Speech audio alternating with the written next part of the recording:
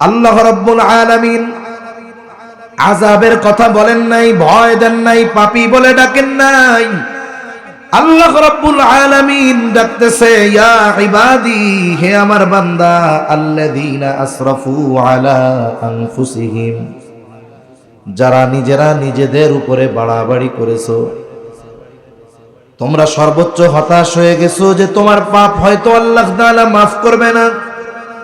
এ বান্দা শুনে নাও, লা তাকনাতু মির রাহমাতিল্লাহ, তোমরা আল্লাহর রহমতের ব্যাপারে নিরাশ হয়ো না। কারণ আল্লাহ তাআলার রহমত কত বেশি হাদিসে কুদসির ভিতরে আসছে। নবীজি সাল্লাল্লাহু আলাইহি ওয়াসাল্লাম বলেছেন, আল্লাহ তাআলা বলেন, সাবাকাত রহমাতি আলা গযবি, আল্লাহ তাআলা বলেন, আমার দয়া, রহমত, মায়া আমার ক্রোধকে অতিক্রম করে গিয়েছে। তাহলে আল্লাহ তাআলার রাগ বেশি না মায়া বেশি? রহমত বেশি। আল্লাহ তাআলার দয়া, মায়া, রহমত কত বেশি এটা নির্ণয় করার ক্ষমতাও আমাদের নাই।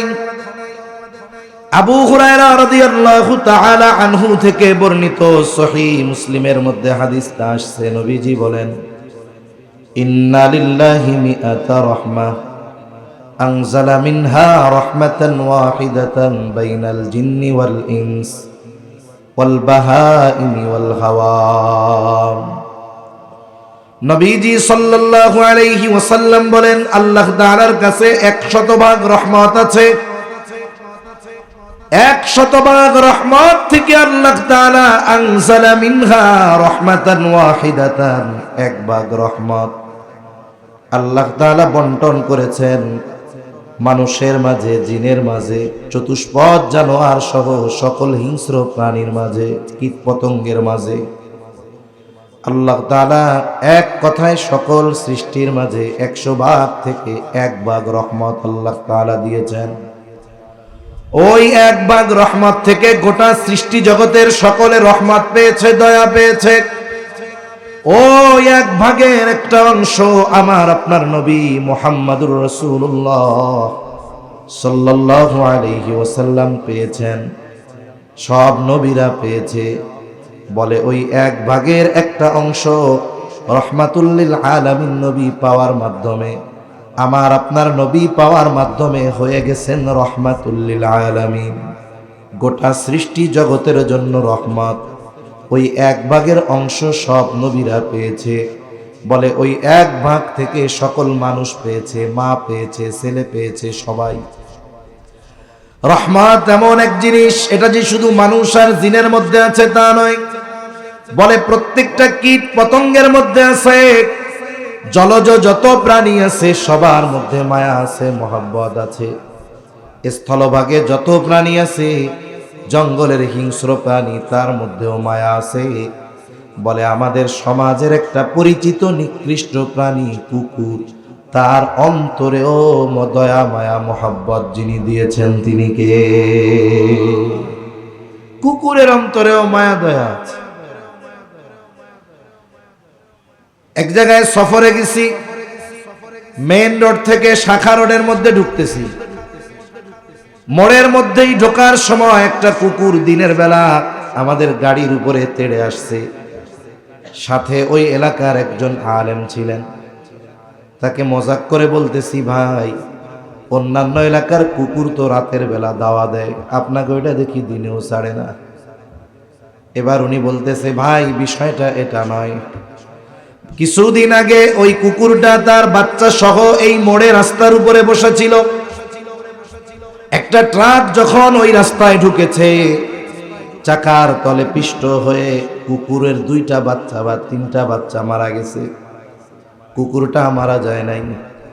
বলে এই ঘটনা যেদিন থেকে ঘটছে, এই কুকুরটা ওই জায়গা থেকে কোথাও সরে না, মানুষজন ওরে যা দেয় তাই খায়।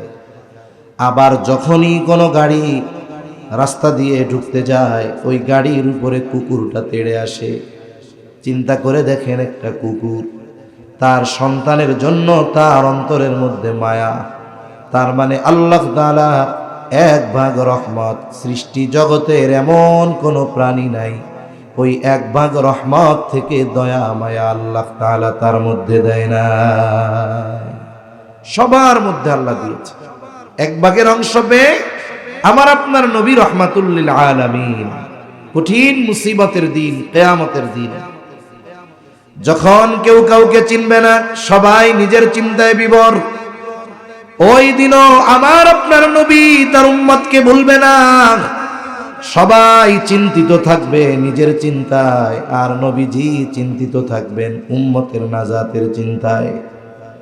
এক ভাগ রহমতের একটা অংশ, তাহলে আল্লাহ তাআলার কাছে বাকি আছে 99 ভাগ।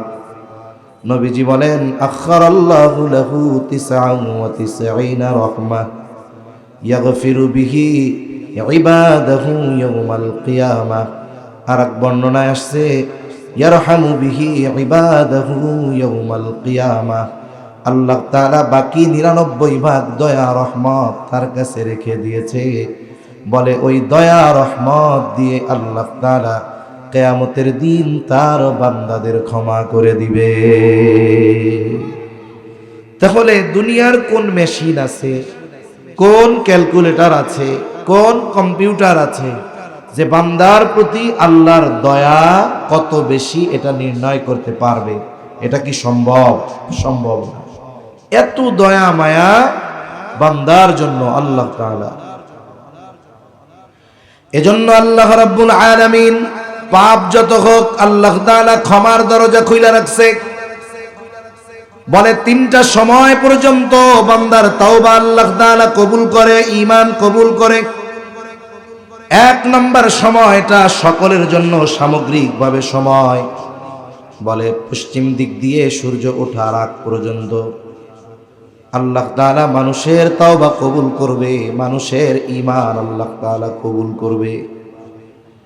এটা হলো সামগ্রিকভাবে সময়।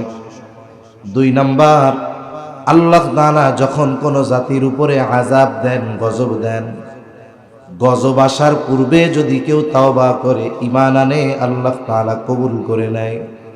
কিন্তু যদি গজবে পতিত হওয়ার পর ঈমান আনে, আল্লাহ কবুল করবে না। 2টা উপমা আমি আপনাদের খেদমতে দেই। 1 নাম্বার, হযরত ইউনূস আলাইহিস সালামের সম্প্রদায় যখন সর্বোচ্চ অবাধ্যতায় লিপ্ত হলো, আল্লাহ রাব্বুল আলামিন জানায় দিলেন, ও পয়গম্বর আপনি আপনার এই অবাধ্য উম্মতদের জানায় দেন, তারা যদি ঈমান না আনে তাহলে তাদের উপরে আযাব আসবে, গজব আসবে 3 দিন পর। ইউনূস আলাইহিস সালাতু ওয়াস সালাম তার সম্প্রদায়কে আসন্ন আযাবের কথা জানায় দিলেন। তার সম্প্রদায়ের মানুষ আগে যত অবাধ্যতায় লিপ্ত ছিল, এইবার আরো অবাধ্যতার মাত্রা তারা বাড়ায়া দিল। আল্লাহর গজব নিয়ে, আযাব নিয়ে তারা মজা শুরু করে দিল। খালি বলতে থাকে কখন আসবে, টাইম হয় না কেন। ইউনূস আলাইহিস সালাতু ওয়াস সালামকে তারা কত যন্ত্রণা দিত, তাফসীরের মধ্যে আসছে। তাদের দৈনন্দিন কাজের একটা অংশ ছিল সকাল বেলায় ঘুম থেকে উঠে গোসল করে খাওয়া দাওয়া খেয়ে কাজে যাওয়ার আগে ইউনূস আলাইহিস সালামের বাড়িতে তারা যাইত। ইউনূস আলাইহিস সালামকে কথার মাধ্যমে কষ্ট দিয়া জ্বালাতন করে এরপরে তারা তাদের কাজে যাইত। আযাবের ঘোষণা আসার পর তাদের এই কাজটা আরো বেশি বেড়ে গেল। 2 দিন পার হয়ে গেছে, তাদের মধ্যে পরিবর্তনের কোনো লক্ষণ নাই, বরং অবাধ্যতা আরো বেড়েছে। ইউনূস আলাইহিস সালাম দেখলেন এদের অবস্থা তো পরিবর্তন দেখা যায় না, আগামী দিন গজব আসবে।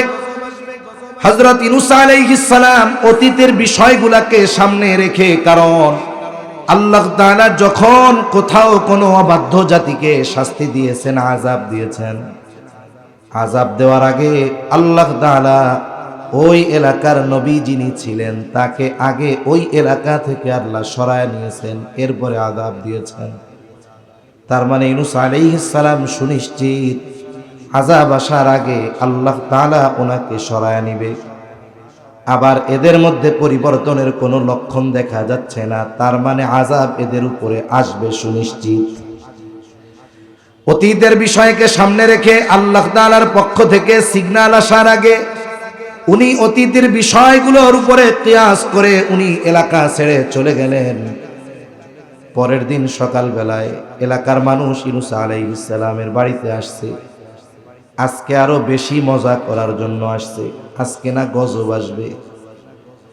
আয়েশা দেখে বাড়িতে কেউ নাই, আশেপাশে তালাশ করে নাই, আশেপাশের গ্রামে খোঁজ করে খবর নাই।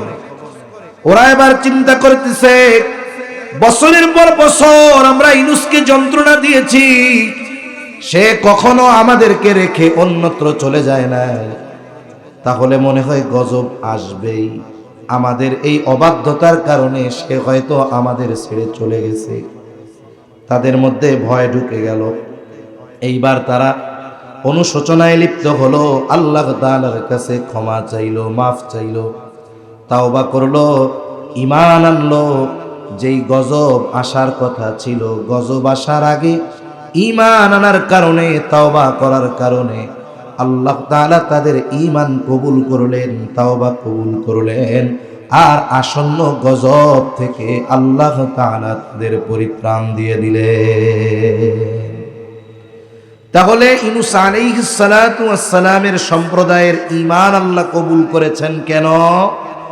বলে তারা আযাব আসার আগে ঈমান আনছে, তাওবা করছে। অপর দিক দিয়ে ফেরাউন যখন লোহিত সাগরের মধ্যে হাবুডুবু খাইতেছে, ফেরাউন বুঝতে পেরেছে আজ আমার আর বাঁচার উপায় নাই, আমার উপরে শাস্তি চলে আসছে। আল্লাহ তাআলা কোরআনুল কারীমের মধ্যে জানায় দেন, হাত্তা ইযা আদরাকাহুল গরক ক্বালা আমানতু আন্নাহু লা ইলাহা ইল্লাল্লাযী আমানাত বিহি বানু ইসরাঈলা ওয়া আনা মিনাল মুসলিমিন। যখন চুবনি চলতেছে, হাবুডুবু চলতেছে, ফিরআউন বুঝতে পেরেছে আর আমার বাঁচার উপায় নাই। এইবার ঈমান আনার ঘোষণা দিয়ে বলে, আমানতু আন্নাহু লা ইলাহা ইল্লাল্লাহ, আমি ঈমান আনলাম যে আল্লাহ ছাড়া কোনো ইলাহা নাই।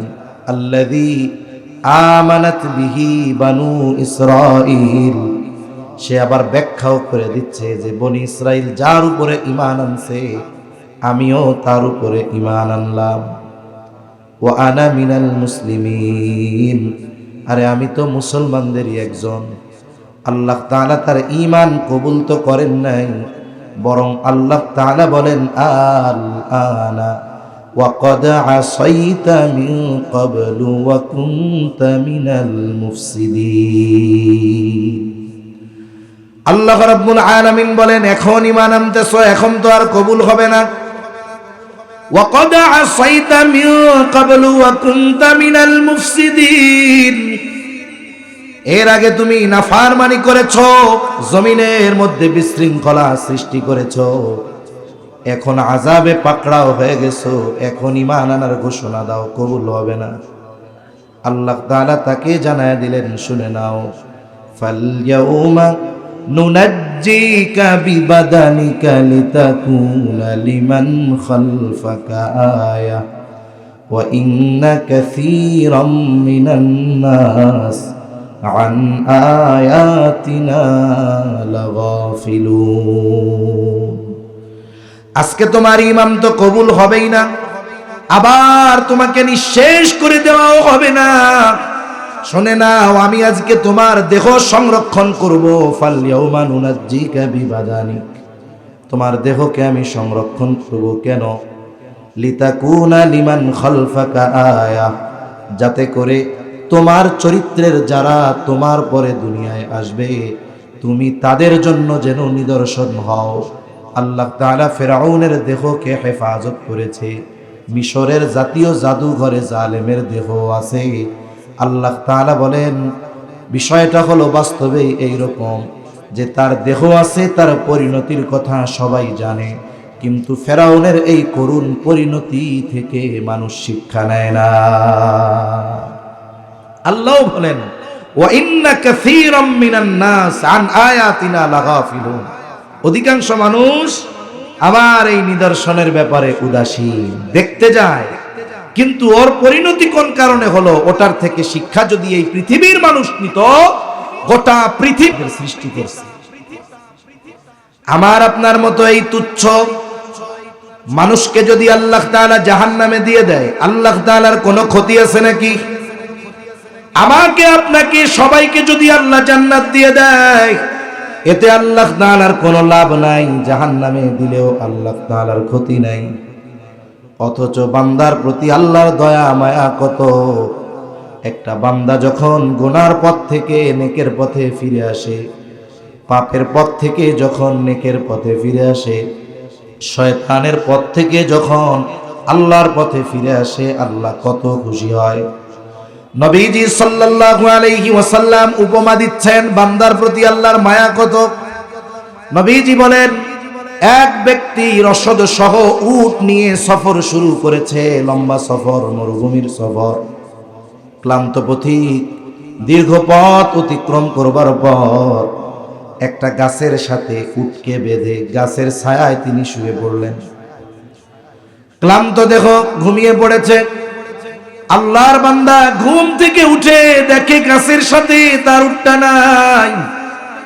হতাশ, চতুর্দিকে তালাশ করে কোথায় উট, কারণ উটের সাথে তার খাবার, তার পানি, সমস্ত প্রয়োজনীয় জিনিস বাঁধা। অপর দিক দিয়ে সূর্য ঢলে যাচ্ছে, সন্ধ্যা নেমে আসতেছে। লোকটা খুঁজে ফিরে ক্লান্ত, চতুর্দিকে খুঁজে ফিরে দেখে না, কোথাও তার উটের খবর নেই। এমত অবস্থায় ওই লোকটার অবস্থা কেমন হবে? সাহাবায়ে কেরাম বলে, ইয়া রাসূলুল্লাহ, ওই মুহূর্তে তার মতো হতাশ আর কোনো ব্যক্তি পৃথিবীর মাঝে পাওয়া যাবে না। কারণ তার আসন্ন বিষয়টা হলো তার জন্য মৃত্যু। হয়তো রাতের বেলায় মরুভূমির কোনো হিংস্র প্রাণীর খাবার সে হয়ে যাবে, অথবা খাবার পানির অভাবে এই মরুভূমির মধ্যে তার শরীর সমাধি হয়ে যাবে। এখন সে হতাশার সাথে মৃত্যুর জন্য অপেক্ষা করতেছে। এমত অবস্থায় হঠাৎ সে দূরে তাকিয়ে দেখে যে তার উটটা খাবার পানি সহ তার দিকে ফিরে আসতেছে। সাহাবায়ে কেরামকে বলা হলো, বলো তো এই ব্যক্তির অবস্থা কেমন হবে? বলে, ইয়া রাসূলুল্লাহ, ওই সময় তার মতো আনন্দিত এই পৃথিবীতে আর কেউ হবে না। নবীজি বলেন, যখন সে দেখতে পাইল উটটা তার দিকে ফিরে আসতেছে রসদ সহ, এই আল্লাহর বান্দা এত খুশি হয়েছে, এত আনন্দিত হয়েছে, সে কেমন যেন নতুন আর এক জীবন ফিরে পেল। একেবারে সাক্ষাৎ মৃত্যু থেকে কেমন যেন সে নতুন প্রাণ পেয়ে গেল। খুশিতে আল্লাহর শুকরিয়া আদায় করবে, কিন্তু আনন্দে বাসা হারায় ফেলছে।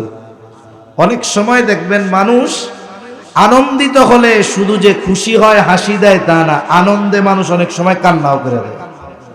অনেক সময় খুশিতে মানুষ এতটা আবেগ আপ্লুত হয়ে পড়ে যে সে ভাষা হারায় ফেলে, কথা বলতে পারে না। এই লোকটাও এত আনন্দিত হয়েছে, খুশির ঠেলায় বলে, আল্লাহ, আমি আপনার রব, আপনি আমার গোলাম। খুশির ঠেলায় নবীজি সাল্লাল্লাহু আলাইহি ওয়াসাল্লাম বলেন, এই ব্যক্তি তার হারানো উট খুঁজে পেয়ে যত খুশি হয়, কোন বান্দা যদি গুনার পথ থেকে ফিরে আল্লাহর পথে ফিরে আসে, আল্লাহ তাআলা তার চাইতে অগণিত গুণ বেশি খুশি হয়ে যায়। দেখুন, আমি আপনি জাহান্নামে গেলে আল্লাহর কোনো ক্ষতি নেই, কোনো লাভ নাই। এরপরেও আমি আপনি যদি গুনাহ থেকে ফিরে আসি, আমার মা বাবা, আত্মীয় স্বজন, বন্ধু বান্ধব যত খুশি হয়, তার চাইতেও বেশি খুশি কে হয়? তার চাইতেও বেশি খুশি আল্লাহ তাআলা হয়। এজন্য আমাদের উচিত শাবান মাস শেষের দিকে, রমজান চলে আসতেছে, আল্লাহর রহমতের দিকে অগ্রসর হওয়া দরকার। আল্লাহর রহমতের কথা স্মরণ করে আমাদের এই জীবনের গতিপথ পরিবর্তন করে আল্লাহর দিকে ফেরা দরকার, ঠিক কিনা বলেন? কারণ আল্লাহ তাআলা গুনাহ যত হোক আল্লাহ মাফ করতে পারে, হতাশার কোনো কিছুই নাই। তাহলে গুনাহ যত হোক আমরা আল্লাহ তাআলার কাছে ক্ষমা চাইব, কারণ আল্লাহ রাব্বুল আলামিন বান্দাকে ক্ষমা করার জন্য প্রস্তুত। এখন শুধু যথাযথ পদ্ধতিতে আমাদের আল্লাহ তাআলার কাছে ক্ষমা চাওয়া দরকার। এই জন্য দরকার তাওবা, এই জন্যই দরকার ইস্তেগফার। এখন আমরা তাওবা করব, তাবায়াতুবু প্রত্যাবর্তন করা, ফিরে আসা। ইমাম নববী রাহমাতুল্লাহি আলাইহি বলেন, কোন ব্যক্তি যদি তাওবা করতে চায় তাহলে তাওবার জন্য সর্বসাকুল্য 4টি শর্ত। যদি বান্দার হক সম্পৃক্ত থাকে, আর যদি বান্দার হক সম্পৃক্ত না হয় 3টি শর্ত তাওবা কবুলের। শুধু আল্লাহর কাছে ক্ষমা চাইলেই হবে না, শর্তগুলোর আলোকে কোনো ব্যক্তি যদি যথাযথ নিয়মে আল্লাহর কাছে ক্ষমা চায়, আল্লাহ তারে মাফ করে দিবে। 1 নাম্বার শর্ত বলে, যেই গুনাহ করতেছিল সেই গুনাহ বাদ দেওয়া, গুনাহ থেকে ফিরে আসা। 2 নাম্বার বলে, ভবিষ্যতে এই পাপ না করার ব্যাপারে দৃঢ় প্রতিজ্ঞাবদ্ধ হওয়া। 3 নাম্বার, অতীতে যেই গুনাহ করেছে তার জন্য অনুতপ্ত লজ্জিত হয়ে ইস্তেগফার করা, আল্লাহর কাছে ক্ষমা চাওয়া। যদি বান্দার হক সম্পৃক্ত না থাকে এই 3টা শর্ত, আর যদি বান্দার হক সম্পৃক্ত থাকে তাহলে আরেকটি শর্ত বলে কি, সেটা হলো বান্দার হক আদায় করা। কারণ বান্দার হক এটা জটিল হক, এটা বান্দা যতক্ষণ ক্ষমা না করবে আল্লাহ তাআলা ততক্ষণ ক্ষমা করবে না। কিয়ামতের দিন অনেক আবেদ ধরা খেয়ে যাবে। এই কারণে নবীজি সাল্লাল্লাহু আলাইহি ওয়াসাল্লাম সাহাবায়ে কেরামকে জিজ্ঞাসা করতেছে, কিয়ামতের দিন সবচাইতে বড় মিসকিন হবে কে, মুফলিস কে হবে? সাহাবায়ে কেরাম বললেন, আল্লাহ এবং তার রাসূল ভালো জানে।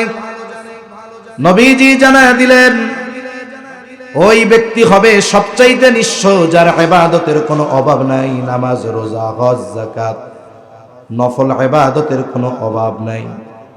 কিন্তু একটা জিনিসের সমস্যা, সে দুনিয়ায় বান্দার হক নষ্ট করত।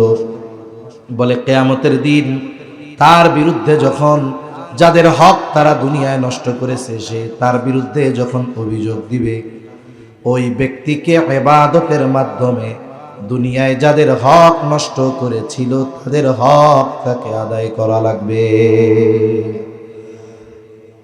এখন যদি তার নেকি না থাকে, বলে ওই মানুষের গুনাহ নিয়ে সে হক আদায় করবে। এখন যেই ব্যক্তি পাহাড় পরিমাণ নেকের মালিক, দুনিয়ায় মানুষের হক নষ্ট করার কারণে নেক দিয়ে হক আদায় করতে করতে নেক শেষ হয়ে যাবে, একটা সময় মানুষের গুনাহ নিয়ে তাদের হক আদায় করা ছিল পাহাড় পরিমাণ নেকের মালিক হয়ে যাবে পাহাড় পরিমাণ গুনার মালিক। এই ব্যক্তির মতো নিঃস্ব কিয়ামতে আর কেউ হবে না। এজন্য নবীজি সাল্লাল্লাহু আলাইহি ওয়াসাল্লাম সতর্ক করেছেন, নিজেই ব্যাপারে সচেষ্ট ছিলেন। নবীজি জীবনের অন্তিম সময় দুনিয়া থেকে যাওয়ার অল্প কয়েকদিন আগে সাহাবায়ে কেরামকে মসজিদে নববীতে একত্রিত করেছেন। নবীজি বলেছেন, তোমরা যদি কেউ আমার কাছে কোনো হক পাও না থাকো চেয়ে নাও। আমি চাই না কেউ আমার কাছে কোনো হক প্রাপ্য থাকবে আর আমি এই অবস্থায় আল্লাহর সাথে মিলিত হব। রহমাতুল লিল আলামিন, যার আগে পিছের সব পাপ আল্লাহ মাফ করে দিয়েছে, মাসুম। সে যদি বান্দার হকের ব্যাপারে এতটা গুরুত্ব দেয়, আমাদের কতটা গুরুত্ব দেওয়া দরকার। এই জন্য নবীজি সতর্ক করে দিয়ে বলেন, ওই দিন আসার আগে তোমরা সতর্ক হয়ে যাও, যেই দিন আল্লাহ তাআলা বাদী বিবাদীর মধ্যে ফয়সালা করে দিবে। নবীজি বলেন, দুনিয়াতে কেউ যদি কথার দ্বারা অন্যায় ভাবে কাউকে কথার দ্বারাও কষ্ট দিয়ে থাকে, আল্লাহ তাআলা কিয়ামতের দিন এই বিষয়টারও ফয়সালা করবে। এজন্য যে আমার কাছে ভালো আচরণ পাওয়ার হকদার, তার সাথে যদি আমি খারাপ আচরণ করি, এটা তার হক নষ্ট করা হবে। আমি যদি দুনিয়ায় তার কাছ থেকে ক্ষমা না চাই, এই বিষয়টার ফয়সালাও মীমাংসাও কিয়ামতে করবেন কে?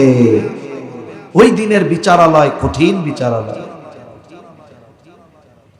এজন্য ওই দিন আসার আগে তোমরা সতর্ক হয়ে যাও। তাহলে বান্দার হক আমাদের আদায় করতে হবে। মনে রাখতে হবে, হজ, উমরা, অন্যান্য কাজের মাধ্যমে সব গুনাহ মাফ হতে পারে, কিন্তু বান্দার হক এই গুনাহ মাফ হয় না। বান্দার হক আদায় করার মাধ্যমে এই পাপ থেকে মুক্ত হতে হবে। এই 4 শর্ত ঠিক রেখে যেই ব্যক্তি তাওবা করবে, তার সমস্ত গুনাহগুলো যিনি মাফ করে দিবেন তিনি কে? এজন্য নবীজি সাল্লাল্লাহু আলাইহি ওয়াসাল্লাম বলেন, আত-তাইবু মিনায-যামবি কামাল্লা যামবালা। গুনাহ থেকে যে তাওবা করে সে কেমন যেন কোনো গুনাহই করে নাই।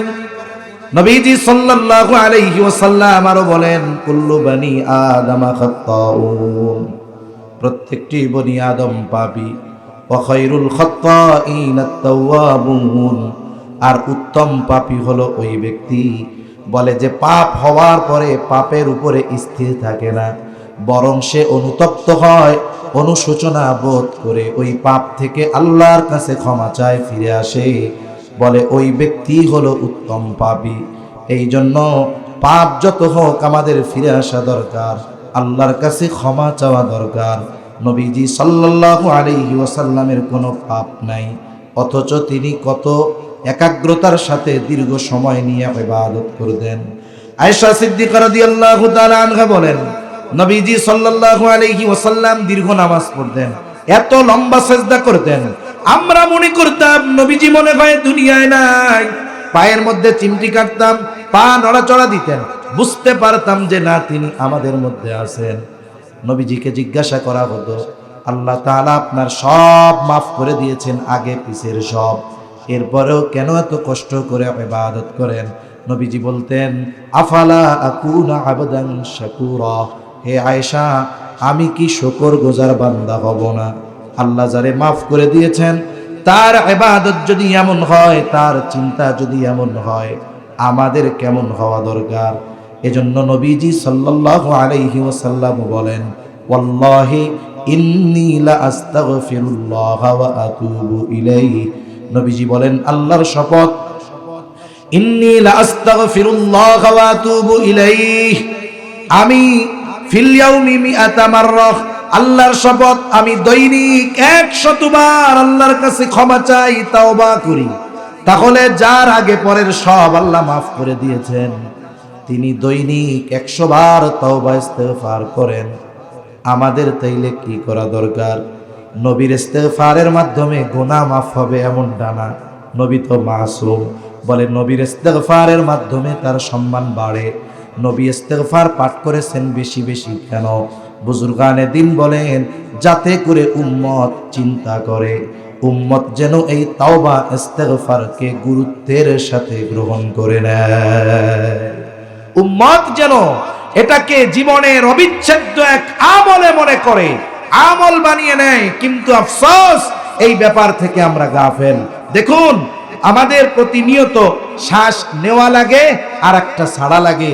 গোটা পৃথিবীতে একটা মানুষ পাওয়া যাবে না যে একটা দিন না, একটা ঘন্টা অক্সিজেন নেওয়া ব্যতীত, কার্বন ডাই অক্সাইড ছাড়া ব্যতীত বেঁচে থাকতে পারবে। এরকম 2-4 জন আছে কোন জায়গায়? আছে?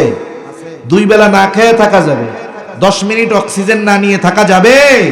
যাবে না। ওটা যেমন আমার জীবনের অবিচ্ছেদ্য অংশ, আমরাও আজকে থেকে তাওবা ইস্তেগফার আমাদের জীবনের অবিচ্ছেদ্য এক আমলে পরিণত করব বলি ইনশাআল্লাহ। কি পড়ব? দৈনিক 100 বার কমপক্ষে পড়ব, আস্তাগফিরুল্লাহাল আযীম ওয়া আতুবু ইলাইহি। আমরা 100 বার পড়তে 3 মিনিট সর্বোচ্চ সময় লাগবে। কয় মিনিট? একটা চা খাইতে টাইম লাগে 10 মিনিট যদি গরম হয়, পান খাইতে লাগে 10 মিনিট, আরো বেশি সময় ধরেও খায়। আমরা এই আমলটা করবো তো ইনশাআল্লাহ। কারা কারা করবো একটু সামনে থেকে হাত উঁচা করি। আল্লাহ সবাইরে কবুল করুক, বলি আমিন। অনেকে আছে পড়ার সময় আস্তাগফিরুল্লাহ আস্তাগফিরুল্লাহ আস্তাগফিরুল্লাহ এভাবে পড়া যাবে না, এটা তাসবিহ পাঠ করার নিয়ম না। আপনি পড়বেন জবানে, আস্তাগফিরুল্লাহ, আমি আল্লাহর কাছে ক্ষমা চাইতেছি, এটা আমি জবানে বলতেছি।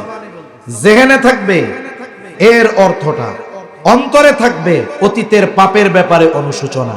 এভাবে আমরা যদি দৈনিক ইস্তেগফার পাঠে অভ্যস্ত হতে পারি, দুনিয়া আখিরাতের সমস্ত বরকত আর কল্যাণ আমাদের দিবেন কে? আল্লাহ তাআলা দিবেন। আল্লাহ সুবহানাহু ওয়া তাআলা আমাদের সকলকে বেশি বেশি সর্বশেষ যেই আমল আস্তাগফিরুল্লাহাল আযীম ওয়া আতুবু ইলাইহি, শুধু মৌখিকভাবে নয় বাস্তবিকভাবেও এই কথার দিকে ফিরে আসার তৌফিক আল্লাহ আমাদের দান করেন। সকলে বলি আমিন। ওয়া আখিরু দাওয়ানা আনিল হামদুলিল্লাহি রাব্বিল আলামিন। আসসালামু আলাইকুম ওয়া রাহমাতুল্লাহি ওয়া বারাকাতুহু।